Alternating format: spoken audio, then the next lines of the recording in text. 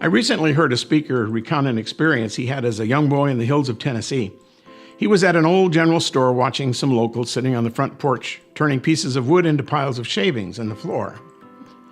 "You've been doing that all day," he said to one man. "You haven't made nothing yet." "We're whittling," was the reply. "Whittling is when you turn something into nothing.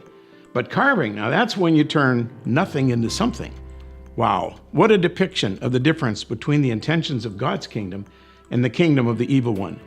Satan is into whittling. He starts with a person, a plan, a dream, and when he's finished, there's nothing but a pile of the shavings of despair, destruction, and emptiness. The whittler is not content until he's stolen everything he can. God, however, is big into carving. He begins with nothing, like the vacuous void before Genesis chapter 1. And when he's done, the seas shimmer, the mountains sparkle, the earth glistens with hope and possibility. In Mark 5, he begins with a shell of a man who was so much of a nothing that there was room for a multitude of demons to live in him. When the carving is complete, there is an evangelist who spreads the gospel to 10 cities. God turns water into wine, darkness into light, poverty into more than enough. He always leaves more than he starts with.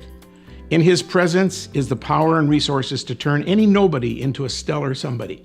And not just turn something into nothing, but turn something into something very special. Today, ask the Creator Carver to reverse what the whittler has started in your life. God is even able to turn shavings into lives of grace, beauty, and eternal purpose. Scripture says Abraham was first named father and then became a father because he dared to trust God to do what only God could do. Raise the dead to life, with a word make something out of nothing. When everything was hopeless, Abraham believed anyway.